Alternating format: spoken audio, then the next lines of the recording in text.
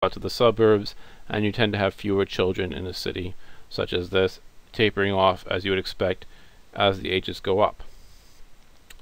Well, let's look at Miami Beach, a retirement community, a community with lots of old people. As you can see, it's a little bit top-heavy. Well, these are three kind of cross-sections from three different communities right now in the United States, but they also can represent what might happen to the United States over time. 50 years ago, 60 years ago, we might have looked like Sandy, Utah, a typical agricultural, rural kind of township. Right now, maybe the whole United States looks like Washington, D.C. Relatively fair number of people in the workforce, kind of an even distribution. But in the future society, we might look like Miami Beach, where you have a lot of older people who are not necessarily productive, they're not earning an income, fewer people in the prime workforce years, and relatively few children. But you might also notice that if you look at the blue versus the red, the number of men versus the women, you can see at the older ages there's a lot more women than men in the society. So the things that I've been telling you before about what happens to the sex ratio as societies age is kind of showing up even in these population pyramids.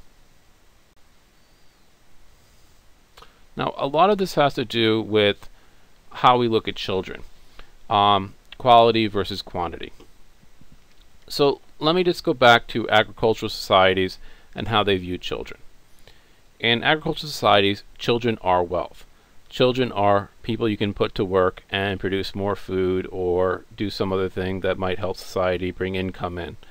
And so the reason why you want to have a lot of children in an agricultural society is because the more children you have, the more workers you have. Because it's very typical in an agricultural society, child age 4, right to work. Okay, you can put them to work at age 4. You can increase the income to your household. As we were saying last week, basically this is intensive growth. Put more people to work, you'll have more income in the household, there'll be more money in the household and things, money, buying power, productivity, food, etc., and that will help support the household. You put the children to work and you increase output. And now this is before Social Security or other types of universal pension systems. So the other advantage to having lots of children was support in old age. There wasn't a retirement system. You moved in with your children when you got to be a certain age and they put you in a corner room. And if you had a lot of children, you could have a happy old age. Now the problem here was you didn't know how many of your children were going to survive. And so you had to have more children because you're going to expect a lot of them to die. And so basically you had 15 children because if you had 15, at least 2 or 3 or 4 of them would actually survive to your 65 and be able to take care of you. But if you didn't, or if you had all girls, okay, there was no one that could have an income to support you. And therefore your old age was not going to be so happy and grand because you'd probably be poor, beggar on the street, hopefully that people feel sorry for you and will provide resources. Now this explains a lot of how families were organized in agricultural societies. So you had systems like primogeniture, which means the eldest male child got all the goodies. They got the farm, they got the money, everyone else had to fend for themselves. But the flip side of this was that the oldest child was responsible for parental care. If you got all the goodies, you got the wealth of the household, you had the wealth of the parents, you also had the responsibility to make sure they were taken care of. And so this led to a lot of systems where the eldest child got a lot more investment, more education, better treatment, more love by the parents, and the other children were kind of just basically backups just in case. And so this kind of gets into the logic and how people are treated in the birth order. Now, in industrial societies, it's a little bit different because you don't actually need a lot of children. Okay, you don't have weeding to do, you don't have harvesting, you don't have a lot of these simple tasks you can put 4 and 5 and 6-year-olds to work. Children shift from becoming productive assets for the household to becoming economic burdens. They become mouths to feed because you can't put them to work in the same way in a city, put them into work in a factory or whatever at these really early ages. Mostly because also in an industrial society, you need more skills. You need to be literate, you need to know how to use machines, you need to do a lot of other things, and you're not going to get them if you don't go to school. Which means that you have to take those children out of the workforce, send them to school, give them reading, writing, and arithmetic, and then maybe they can be productive members of industrial society. In agriculture, a lot of it's self-explanatory. It's more about how hard you work. You can look around and figure out what to do. But children become, let's say, less valuable as you move from an agricultural to an industrial society, and not surprisingly, people have fewer children. Well, they do have fewer children, but they also invest in them more. They get fewer children, higher quality children.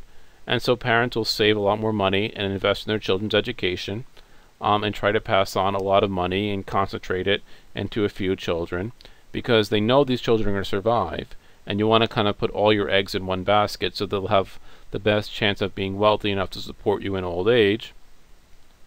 Now, this also has some other aspects to it.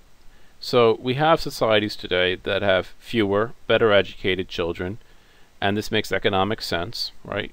You want to go to college, you want to get a graduate degree. That's how you can, let's say, earn the best income in a modern, even post-industrial, service-oriented society. But children also become too valuable to risk. People, let's say, get more emotional about their children today. And there's some wonderful studies by a Princeton sociologist called Viviana Zelizer. And she wrote a study called Pricing the Priceless Child.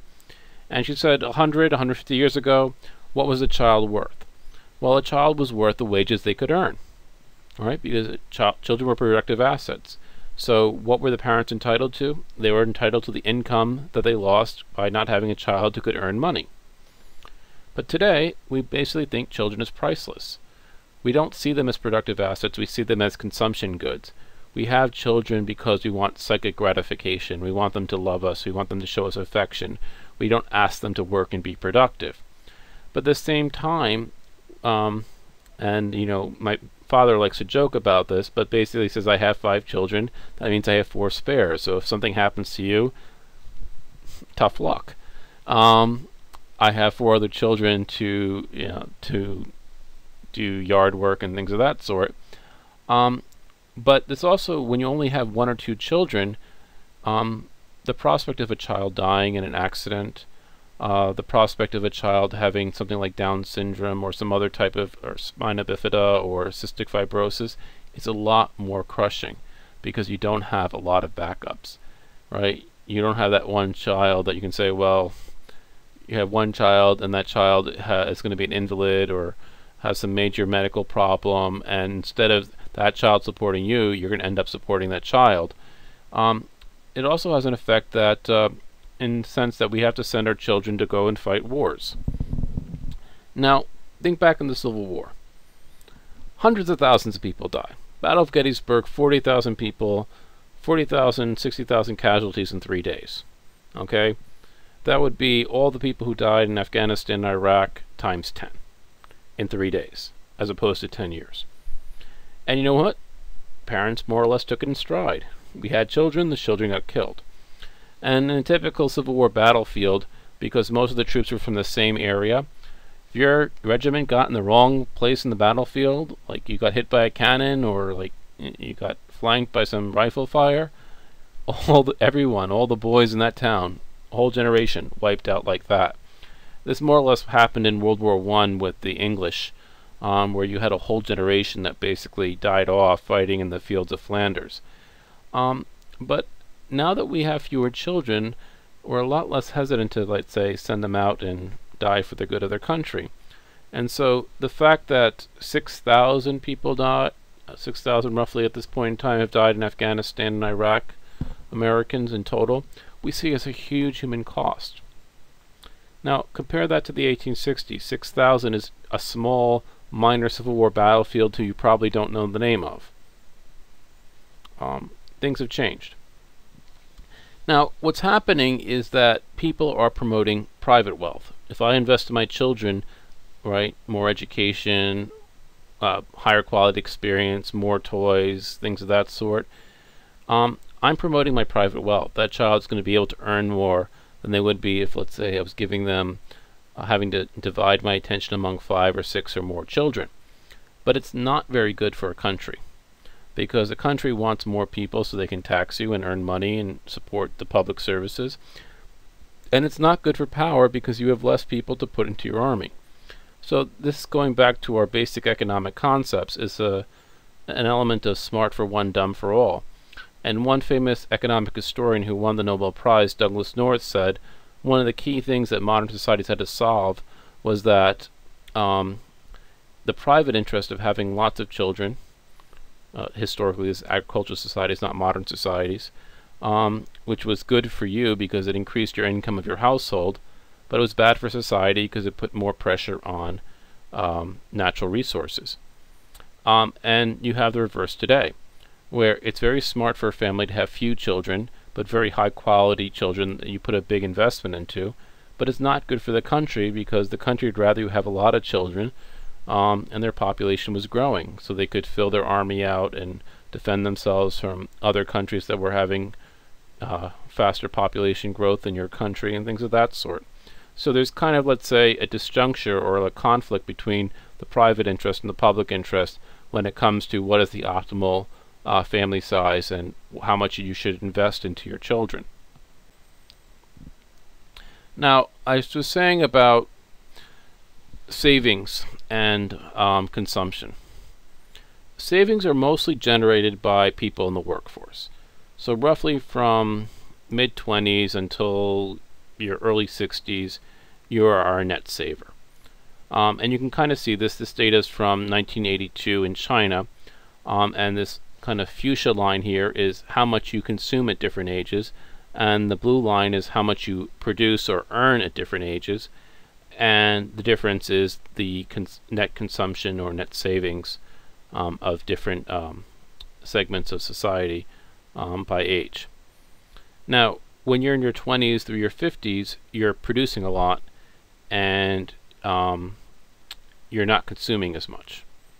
And so basically the difference is savings. This is where the savings of society are generated. The more people you have in the labor force, the more savings your society is going to generate. The more savings you have, the more capital you have available for investment. Now, who consumes a lot? Well, old people who don't work and basically consume their savings, and they don't work, but they still draw a lot of resources for medical care and for housing and food and things of that sort, and also young people, because children are really expensive. And so you have to kind of balance your savings and your borrowings over not just time, but also different generations, because you have net savers or net borrowers. And so when you have more old people or you have more young people, you have to balance that out by the people who are actually in the working ages between 25 and 55. So for example, you can see here, young people, you guys don't earn a lot of money, you don't contribute a lot to your household income, but you are taking a lot of resources. Your education, your food, your medical care, all those things cost a lot of money, and that's coming basically from the redistribution from, let's say, people who are producing more than they're consuming. Now in China here you can see that the elderly is a relatively small sliver because not that many people are living till those old ages.